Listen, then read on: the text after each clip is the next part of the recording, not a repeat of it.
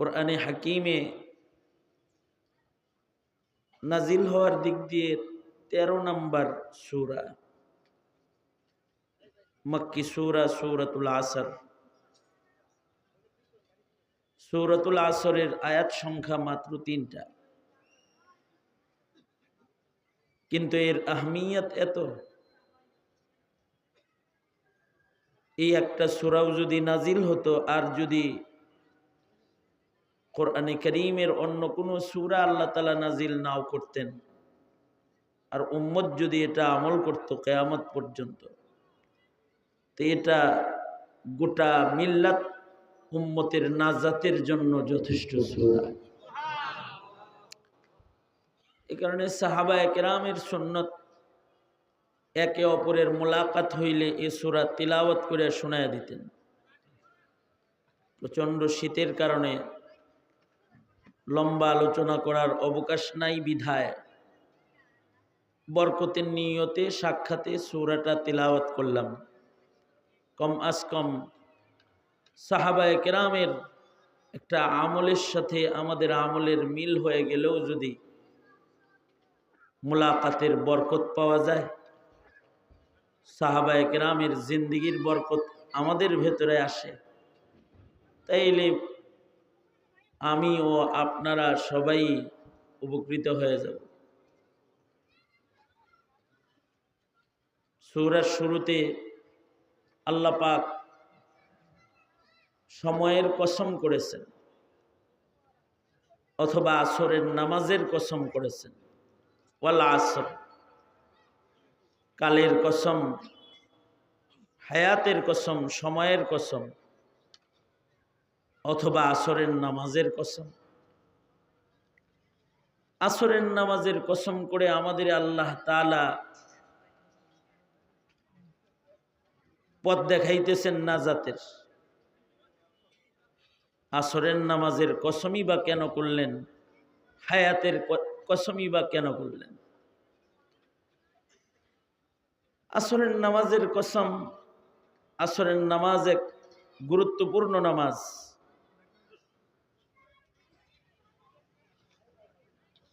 আল্লাহ তাআলা কোরআনে হাকিমে এ নামাজের হিফাজত আলাদাভাবে করতে বলছেন। আল্লাহ তাআলা বলেন, হাফিজু আলাস সালাওয়াত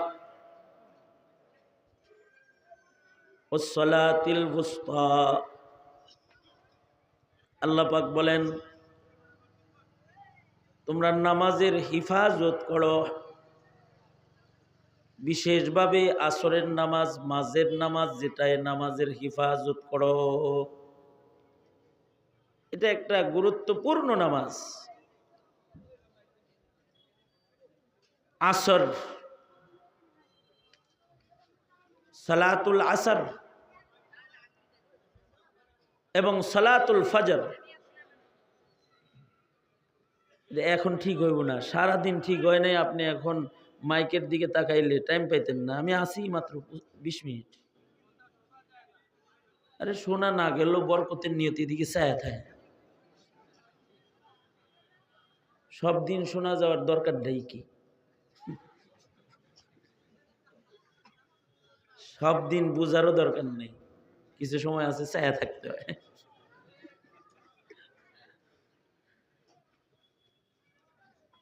তাওয়াজ্জুহ এই দিকে দিলে কিছু না কিছু বুঝা ফেলাইবে।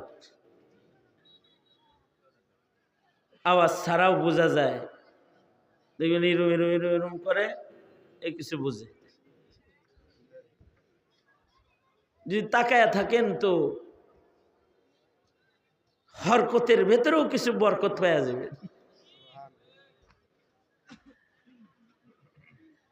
আপনাদের সাথে আমার মোলাকাত অনেক হয়, এ কারণে আমার ওয়াজ সবসময় লম্বা করে শোনা জরুরি নয়। সেই পড়ছেন শীতল বাতাস, আমারও কষ্ট হইতেছে, ঠান্ডা হয়ে যাইতেছি। আপনারা তো সেই বসে আছেন, আপনাদের কষ্ট কেউ না বুঝলেও আমি বুঝতেছি। এই কারণে আপনাদের কষ্ট দেওয়ার কোনো ইরাদা আমার নাই, যত সংক্ষেপে শেষ করা যায়। আসরের ওয়াক্ত, আসরের নামাজ হায়াত এর কসম আল্লাহ তাআলা করছেন। যদি আসরের নামাজ এর কসম হয়ে থাকে, তাহলে আসরের নামাজও আমাদের জীবন অধ্যায়ের গুরুত্বপূর্ণ নামাজ। আমাদের জীবন অধ্যায়ের 5 নামাজের গুরুত্বপূর্ণ একটা নামাজ হলো সালাতুল আসর। 5 ওয়াক্ত নামাজের গুরুত্বপূর্ণ আর একটা নামাজ সালাতুল ফজর। কোরআনে হাকিমি ফজর নামে সূরা আছে, আসর নামেও সূরা আছে। ফজরের ওয়াক্তের সাথে আমাদের ইবাদতের সাক্ষীর সম্পর্ক। এই কারণে ফজরের লম্বা কেরাত হয় কুরআন আল ফজর।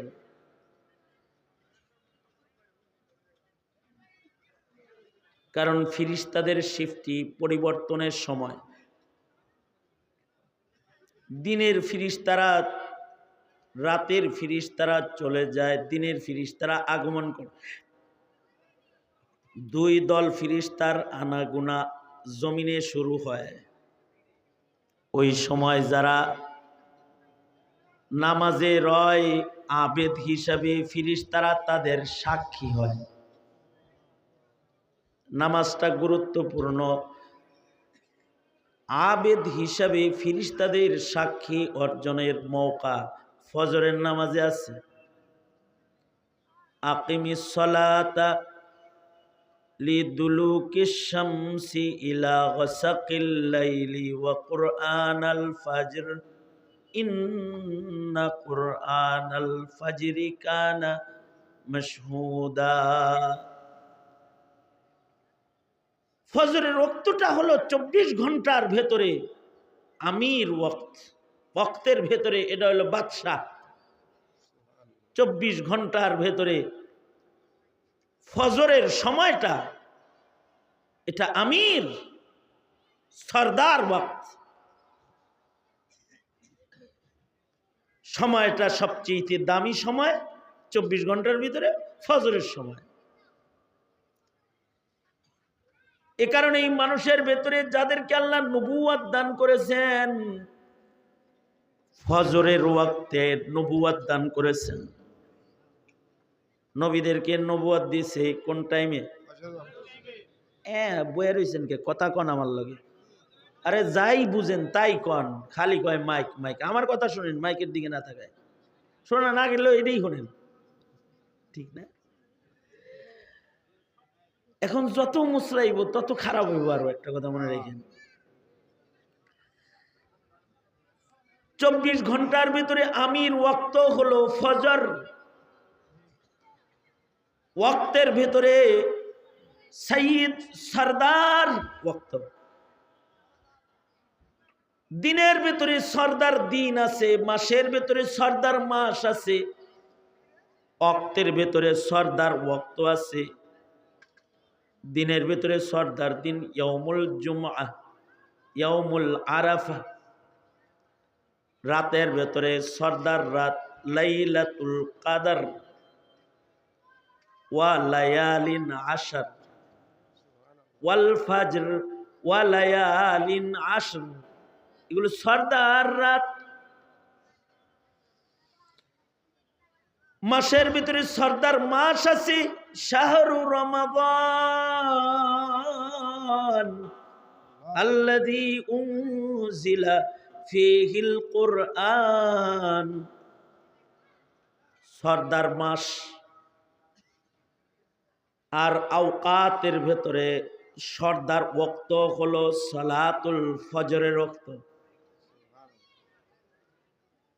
এই কারণে এই সময় আল্লাহ তাআলা নবুয়ত বিতরণ করেছেন, নবীদেরকে নবুয়ত দিয়েছেন ফজরের নামাজের সময়। আমির যেহেতু আছে, ওজিরও আছে। আমির থাকলে ওজির থাকে। ফজর হইল আমির আর আসর হইল ওজির। আসর হইল ওজির।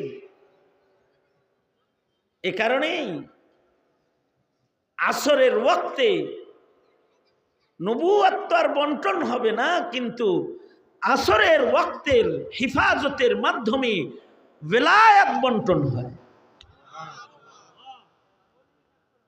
যারা আসর হেফাজতকারী হয় তাদের ধীরে ধীরে আল্লাহ তাআলা বেলায়াত দিয়ে দেয়। এ কারণেই খাজা কুতবুদ্দিন বখতিয়ার কাকি রহমাতুল্লাহ আলাইহি ওনার জানাজাকে পড়াবে ওলি বাছাই করে জানাজার ইমাম বানাইতেছে। ওলি বাছাই করার সময় যে শর্তগুলা দিতেছে তার ভেতরে একটা শর্ত হলো আমার জানাজা সে পড়াবে। যারা আসরের জামাতের তাকবীরে উলা তো দূরের কথা, যার আসরের আগের সুন্নত কাজা নাই, যদি এমন কেউ জানাজার মাঠে হয় সে যেন আমার জানাজার ইমাম হয়। আজব আলেম না, ওলি বুজুর্গ শুধু দিনের কাজ করে এমন কোন তলবে ইলম আলেম সুফি পীর সাহেব না। সময়ের রাজা বাদশারা কত আবেদ ছিল। দিল্লির শাসক সুলতান শামসুদ্দিন আলতামাস রহমাতুল্লাহ আলাইহি কুতবুদ্দিনের সব শর্ত পুরাকারী বুজুর্গ ছিলেন। দিল্লির শাসক হইয়া তিনি জানাজার নামাজ পড়ানোর জন্য লাশের সামনে আগায় গেছেন। আসরের নামাজ তো কাজা নাই নাই নাই, সুন্নত কাজা নাই, বালেগ হওয়ার পর থেকে জানাজা পর্যন্ত। কারণ আসরের দ্বারায় আসরের হিফাজতকারীদেরকে আসরের সময়ে বেলায়াত দেওয়া হয়। নবুয়ত তো ফজরে, বেলায়াত হইল আসরে। এ কারণে ওয়াসসালাতিল উসতা, নামাজ তো হেফাজত করবে, আসর বিশেষভাবে হেফাজত করো। কারণ আসরের রক্তটা দুর্বল রক্ত, হেলায় খেলায় অবহেলায় চলে যায়। রাস্তার মোড়ে নামছে, কয় রিক্সায় বাসায় যাই নামাজটা পড়ি, রাস্তায় আইসা দেখে রাস্তায় কাম, রাস্তায় খোদাখুদির কাম, আর লাগছে একটা জাম। এক জামে নামাজ শেষ, মসজিদও নাই, বাসায়ও নাই, রিক্সায় বয়ে বয়ে শেষ। এমন দুর্বল ভক্ত যে অবহেলা করলেই ছুঁইটা যায়। মানুষকে আল্লাহ তাআলা আসরের কসম করে আল্লাহ তাআলা আসরের নামাজের দিকে তাকাইতে বইলা কথা কয়, তার মানে হলো রবের কথা যদি অবহেলা করো আর যদি আসরের দিকে না তাকাও, তাহলে দেখবা জীবনের আকে বাকে জামে জামে ফালতু কামে কামে তোমার হায়াতটা আসরের ওয়াক্তের মতো পট করে চলে গেছে আর আজরাইল আয়া পড়ছে। তখন খালি হাত কিন্তু কবর পথের যাত্রী হয়ে যাবে। ওয়ালা আসার, এটাও হতে পারে যে সময়েরই কসম করেছেন, কারণ সময়ের চেয়েতে দামি জিনিস মানুষের জন্য আর নাই। কারণ হায়াত হলো মানুষের জান্নাতের কামাই রুজির মূলধন। যার জীবনে হায়াত বেশি তার জীবনে ইবাদত বেশি। যার জীবনে হায়াত বড় তার লাইলাতুল কদর বেশি, যার হায়াত বেশি তার রমজান মাস বেশি, যার হায়াত বেশি তার তাকবীরে উলার নামাজ বেশি, যার হায়াত বেশি তার জিকির বেশি, যার হায়াত বেশি তার তিলাওয়াতুল কোরআন বেশি, যার হায়াত কম তার ইবাদত কম। তবে হায়াত এত দাম, আল্লাযী খালাকাল মাউতা ওয়াল হায়াতা লিয়াবলুয়াকুম আইয়ুকুম আহসানু আমালা। হায়াতের একটা সেকেন্ড অনেক দাম। হায়াত দিয়া আল্লাহ নেককার আর বদকার আলাদা করবে। হায়াতে যারা নেককার তারা জান্নাতের মেহমান, আর হায়াতে যারা বদকার, হায়াতের কদর করে নাই, মহান আল্লাহ নারাজ হয়ে তাদের দোজখে ফেলবেন। নাউজুবিল্লাহ। হায়াত হায়াত যদি 50 বছর, 60 বছর, 63 বছর, 80 বছর, 100 বছর না হইয়া হায়াত যদি কারোর 1 সেকেন্ডও হয়, এই 1 সেকেন্ড হায়াতের কারণে সে ময়লা না, বজ্রা না, বান্দা হিসাবে গণিত হয়। আর 1 সেকেন্ড হায়াত যদি কেউ না পায় তো সে ময়লা বজ্রা হিসেবে ডাস্টবিনে নিক্ষিপ্ত হয়। আর 1 সেকেন্ড হায়াত যদি কান্নার আওয়াজটাও যদি কেউ পায় তাইলে সে বান্দা হিসেবে বান্দাদের বাজারে, নবীর উম্মতদের বাজারে, গুরুস্থানের জান্নাতীদের কাতারে তার দাফন হয়ে যায়। 1 সেকেন্ড হায়াত। হায়াতের 1টা সেকেন্ডের এত দাম।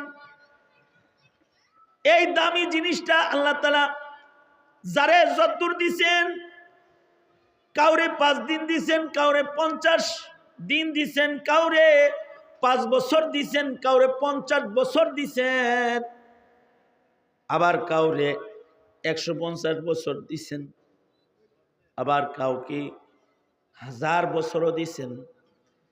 এই উম্মতের মানুষকে আল্লাহ তাআলা হায়াত দিছেন আসরের রক্তের মতন ছোট্ট হায়াত, যে এটা এই জন্ম নিল, এই কাঁচা দাড়ি ছিল, পাকা হয়ে গেল, এই আবার কবরে চলে গেল। আসরের রক্তের মতো ছোট্ট একটা হায়াত আমাদের আল্লাহ তাআলা দান করেছেন। আমাদের লম্বা হায়াত দেন নাই। নূহ আলাইহিস সালাতু ওয়াস সালাম 950 বছর শুধু দাওয়াত দিছেন। উম্মতের হায়াত 1000 বছরের চেয়ে বেশি। আর আমাদের আল্লাহ তাআলা ছোট হায়াত দিছেন। আমাদের নবী হায়াত পাইছেন 63 বছর, আবু বকর সিদ্দিক হায়াত পাইছেন 63 বছর, হযরত উমরের হায়াত 63। যে হুজুর যখন বুখারী পড়াইতেছিলেন, ইমাম বুখারী রহমাতুল্লাহ আলাইহির হায়াত 63। আমাদের আকাবিরদের কেউ কেউ আরো কম হায়াত পাইছেন। ইমাম নববী রহমাতুল্লাহি আলাইহি কত খেদমত তিনি করে গেছেন, 3000 বছরেও করণ যায় না। উনি এমন খেদমত 12 বছরে করে গেছে। অল্প বয়সে ইন্তেকাল হয়েছে, কিন্তু এমন কোনো বিষয় নাই যে বিষয়ে ইমাম নববী কলম ধরে নাই। ওলামায়ে উজ্জাব হায়াতে বিয়ে করার সময়ও পায় নাই, আল্লাহরে খুশি করতে যায়, ইবাদত করতে গিয়ে হায়াতে তিনি বিয়ে করার সময়ও পান নাই। উলামায়ে উজ্জাবদের অন্যতম একজন। বুখারী শরীফ যেমন সমাদৃত, মিশকাতুল মাসাবিহ যেমন সমাদৃত, ইমাম নববীর রিয়াজুস সালিহিন সমাদৃত। ঘরে ঘরে এমন কোনো বিষয় নাই যে বিষয়ে কলম ধরে নাই, কিন্তু হায়াত একেবারেই কম পাইছেন। আমাদের নবীজির কর্মজীবন মাত্র 23 বছর, 40 বছরের নবুয়ত, 63তে ওয়াফাত। এই 23 বছরের ছোট্ট হায়াতে জাহিলিয়াতকে খায়রুল কুরুন বানিয়েছেন। বিশ্বের সকল অন্ধকার দূর করে কোরআনের বাতি জ্বালিয়ে সারা দুনিয়াতে আলোকিত রাজপথ তৈরি করে দিয়ে তারপরে আল্লাহর রাসূল চলে গেছে। হায়াত কম কিন্তু সফলতা অনেক বেশি। এ কারণে আল্লাহর রাসূল বেশি লম্বা হায়াত চাইতেন না। আরজালে উমর থেকে আল্লাহর রাসূল পানাহ চেয়েছেন। আল্লাহর রাসূল বলেছেন, আল্লাহুম্মা ইন্নী আউযু বিকা মিন আরজালিল উমর। একেবারে বুড়া থুরথুরা হইয়া পরের কাছে নিজে নির্ভর হয়ে চলাফেরা করার ওই বার্ধক্যের ওই সবল থেকে আল্লাহর রাসূল পানাহ চাইছেন। একজনে হায়াত পাইছে 130 বছর, কিন্তু বিছনায় ছিল 50 বছর। কই গেছে তার নামাজ, কই গেছে তার রোজা? এমন হায়াতের চেয়ে তাড়াতাড়ি মরা ভালো। কারণ বেশি বুইরা হইয়া মারা গেলে পরে মানুষের বিরক্তির কারণ হয়, নিজের কষ্টের কারণ হয়। কারণ চোখ নাই গেছে গা, কান নাই গেছে গা, দাঁত নাই পড়ে গেছে, খাইতেও পারে না, পা নাই উঠতে পারে না, লাঠি ভর দিয়ে চলতে হয়। এইটা অচল হয়ে গেছে, হুইল চেয়ারে চলতে হয়। তো এমন হায়াতের চেয়ে মরে যাওয়া ভালো। এখানে সুম্মা রাদাদনাহু আসফালা সাফিলিন, মানুষের একটা দুর্বল সময় আছে, যেই সময়টা বাচ্চা বয়সের দুর্বলতার চেয়েও বেশি দুর্বল। বাচ্চা বয়সে মুখে দাঁত ছিল না কিন্তু দুর্গন্ধ ছিল না, বুড়া বয়সে দাঁত নাই কিন্তু দুর্গন্ধের সীমা নাই। বাচ্চা বয়সে পেশাব পায়খানায় দুর্গন্ধ ছিল না, বৃদ্ধ বয়সে একবার বিছনায় পেশাব করলে ঘরে যাওয়ার জায়গা নেই। বাচ্চা বয়সে দুর্বল ছিল কিন্তু হাত পা ত্বক এত সুন্দর ছিল যে মা বাবা পাকে মুখে লাগাইয়া চুমা খাইছে আর আদর করছে। আর এখন বুড়া বয়সে হাতের তালু না, ঠোঁট গুলাও সুন্দর হয়ে গেছে। আর জালে ওমর থেকে আল্লাহর রসুল পানাহ চেয়েছেন। তবে আল্লাহর রসুল বরকতপূর্ণ হায়াত আল্লাহর কাছে বাড়ায় দেওয়ার দোয়া করেছেন, আল্লাহুম্মা বারিক ফি হায়াতি। তার মানে খালি বাড়ায়েন না হায়াত, বরকতওয়ালা হায়াত আল্লাহ আপনি আমাকে দান করেন। লম্বা হায়াত দিয়ে কি হবে যে হায়াতে বরকত নেই? লম্বা হায়াত দিয়ে কি হবে যদি বিদেশ বসে বসে দাঁত ছাড়া এক কৌতুকারের খাতায় নাম চলে যায়? লম্বা হায়াত দিয়ে কি হবে? হায়াত তো লম্বা। ভালো কথা বলার সময় নাই, ভালো কাজ করার সময় নাই, অন্যায়ের ভেতরে দিন কাটায়, এমন লম্বা হায়াতের কি দাম? সেবুদা সাহেব বুঝেন নাই কথাটা? কি হ্যাঁ, দাঁত দুধ পড়ে গেছে, লম্বা হায়াত পেয়েছে, কিন্তু এই হায়াতে ইবাদত করার মৌকা তার নাই। তো এমন হায়াতের কোনো মূল্য নাই, এমন হায়াতের কোনো দাম নেই। এই জন্য বরকতওয়ালা হায়াত দরকার, বরকতওয়ালা হায়াত। বরকতওয়ালা হায়াত কম হইলেও সমস্যা নেই, অনেক লম্বা হায়াতের দরকার নাই, কিন্তু অন্যায়ের প্রতিবাদকারী ছোট্ট হায়াতেরও অনেক দাম। স্বৈরাচার হইয়া 100 বছর হায়াত পাইলে লাভ নাই, আবু সাইদ হইয়া 21 বছর হায়াত পাইলেও লাভ আছে। মুগ্ধ হইয়া 20 বছর হায়াত পাইলেও লাভ আছে। বলি বুজুর্গ আবেদ হইয়া ছোট হায়াত পাইলেও লাভ আছে। এই জন্যে আল্লাহর কাছে শুধু হায়াত চাইলেই চলে না, বরকতওয়ালা হায়াত আল্লাহর কাছে চাইতে হয়। বরকতওয়ালা হায়াত কোনটা? সবারই তো হায়াত শেষ হইতেছে, বরফের চাকার মতো আমাদের সকলের জীবনের হায়াত পুঁজি কমতেছে। 24 সাল চলে গেল, 25 সাল শুরু হলো, তারও 3 দিন চলে গেল, তার মানে হলো হায়াত কমলো। আমরা সবাই ক্ষতির ভেতরেই আছি যে আমাদের পুঁজি কমতেছে। ইন্নাল ইনসানা লাফি খুসর, কিন্তু তারা ক্ষতিগ্রস্ত না যাদের হায়াতে ইমানের হেফাজত, নেক আমলের হেফাজত, দাওয়াত তাবলীগের আমল এবং ধৈর্যের পরাকাষ্ঠার জিন্দেগি যাদের আছে, তাদের হায়াত ফুরায় গেলে লস নাই। তারা জলদি জলদি আল্লাহর কাছে চলে গেলেও তারা চিরস্থায়ী হায়াতের মালিক হয়ে জান্নাতে চলে যাবে। তবে বরকতওয়ালা হায়াত চাওয়ার একটা মূল সময় এখন রানিং চলছে, রজব মাস শুরু হয়ে গেছে। আমি এক ওষুধ কোম্পানির লোকরে বলছিলাম, আপনাদের কি এমন কোনো ওষুধ আছে যে ওষুধ খেলে হায়াত বাড়ে? নাই। গ্যাস্ট্রিকের বড়ি আছে? আছে। এই যে এই ডায়াবেটিসের বড়ি আপনাদের আছে? এই যে। আপনাদের কি ঠান্ডার বড়ি বানাইছেন, হ্যাঁ এই যে সব অসুখের বড়ি বানাইছেন, মার্কেটিং করতেছেন। একটা ঔষধ বানান, নাম দিবেন হায়াত বড়ি, যেটা খেলে হায়াত বাড়বো, তাহলে ওইটার মার্কেটিং করুন লাগবো না। ওইটা আপনাদেরকে একেবারে সুমা দিয়া যায়, টাকা দিয়া ইফটিজিং করে লয়ে আইব, আদর করে লয়ে আইব, আপনাদের কাছে যায় আপনাদের কাছ থেকে বড়িটা লয়ে আইব। এমন নেওয়াই নিব যে বাপ ছেলেরে বাড়ি গাড়ি লেখা না দিয়া হায়াত বড়ি কিনা আলমারিতে তালা মাইরা রাখবো, আর নিজে খাইবো আর বাঁচবো। সন্তানদেরকে কিছু দিব না, সন্তানরা বড়ি চাইলে আইতে কইব তুই কিনা লাগা। হায়াত বড়ি মার্কেট অনেক হবে, কিন্তু এই হায়াত বড়ি বানানোর ক্ষমতা কারোর নাই। কারণ হায়াতের মালিক কে? জোরে আওয়াজ করে বলেন।